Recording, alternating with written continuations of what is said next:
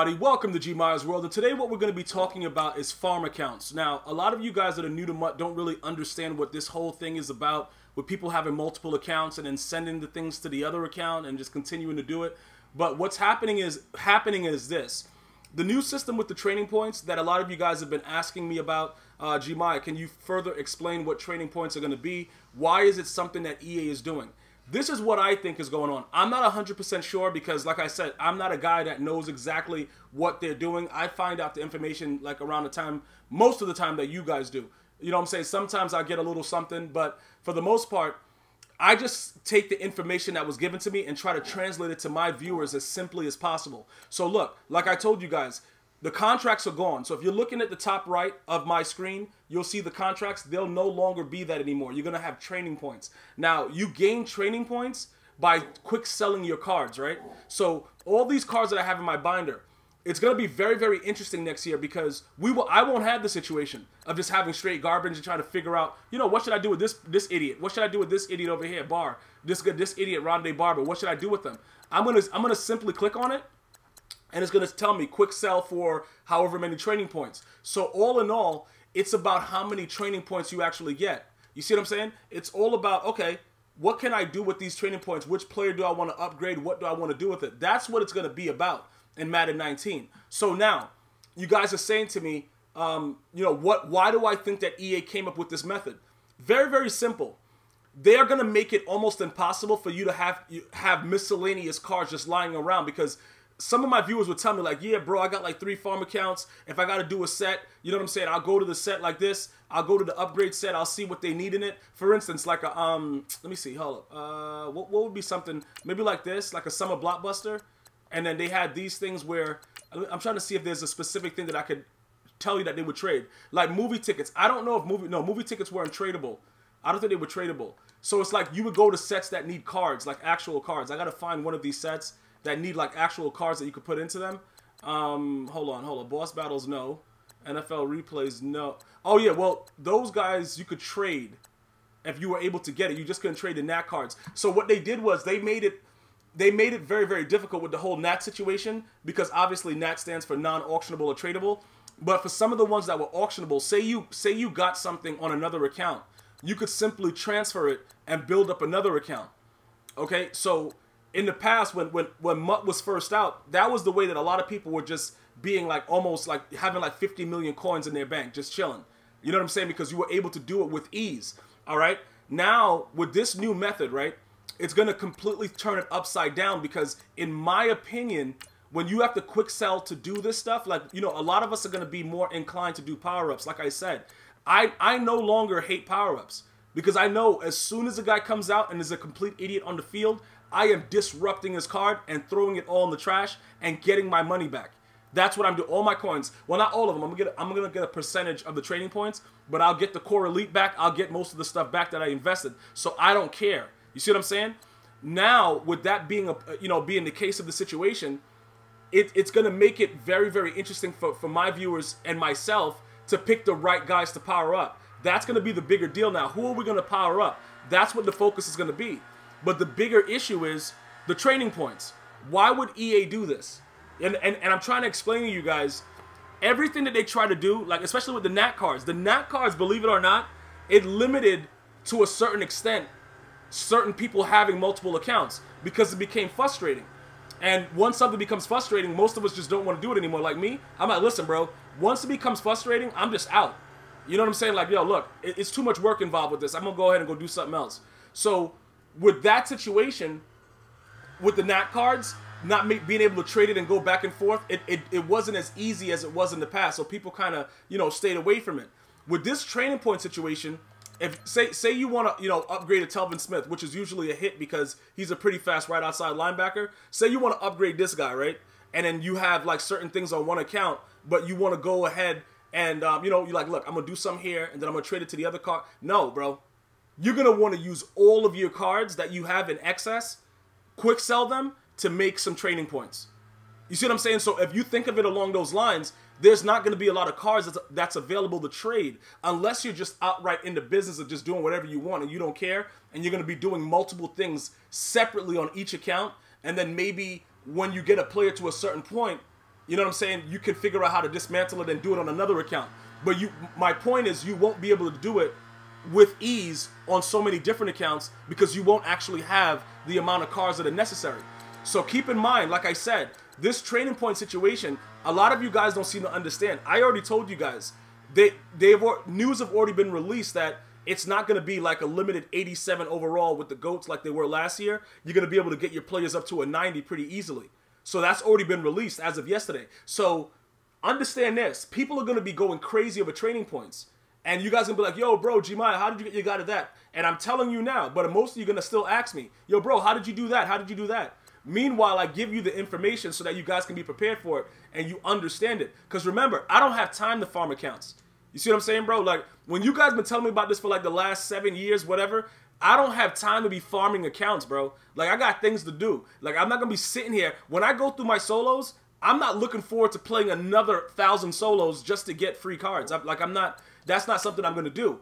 But what I will suggest, though, okay, instead of you guys farming, once you go through the solos and you get all the cards, right?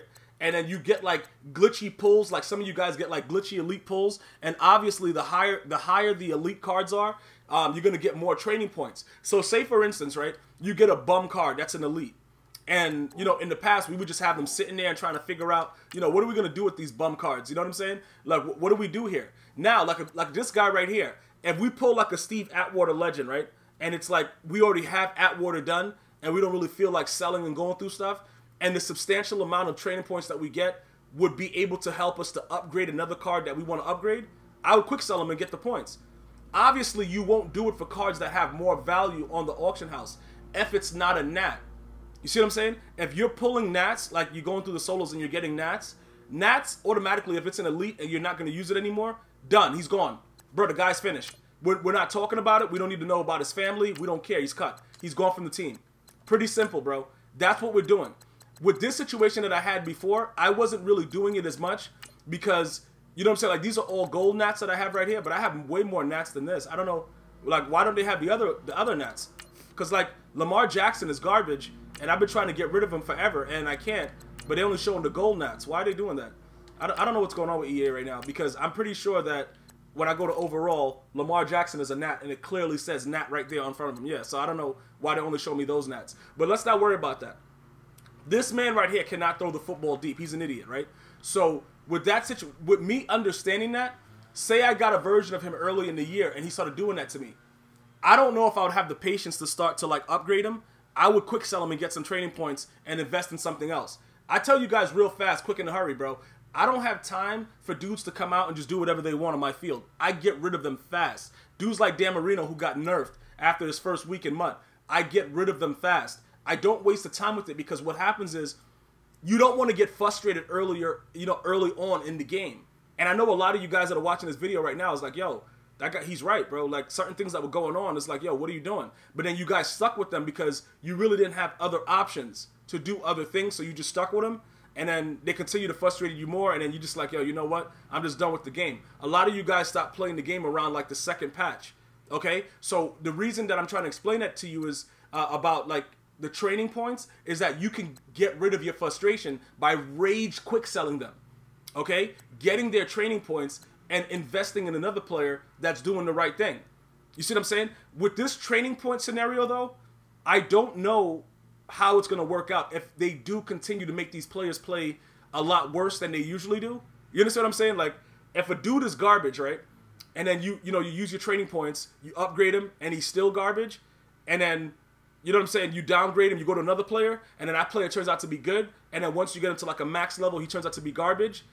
I don't know how it's going to go, because see, we all have this whole myth of, you know, EA is nerfing the players and stuff like that, but when you really think about it, I just think that they're turning up the sliders. Like, they might be altering Weekend League, altering MUT seasons, because I don't think they would go individually and start, you know, disrupting cards. You know what I'm saying? Because it's just too much work. Nobody wants to do that. With Program, you don't want to have to go, okay, you know what? Dan Marino was pretty good this week, so you know what, guys? Let's go into a meeting and let's nerf him. I don't think that is really what's going on. I think that it's the overall setting that the game modes are on that causes it to, you know, to reflect with the way the players play. That's just my opinion. But this guy would have been training points like yesterday. Like, bro, the guy is a complete trash can. I would have just been done with them. But fortunately for me, I can't do anything with them right now. But that's what I'm trying to explain. With the 741 cards that I have right now, they wouldn't be here. You won't have a problem getting rid of the cards in your binder in Madden 19. Very, very simple. You just won't.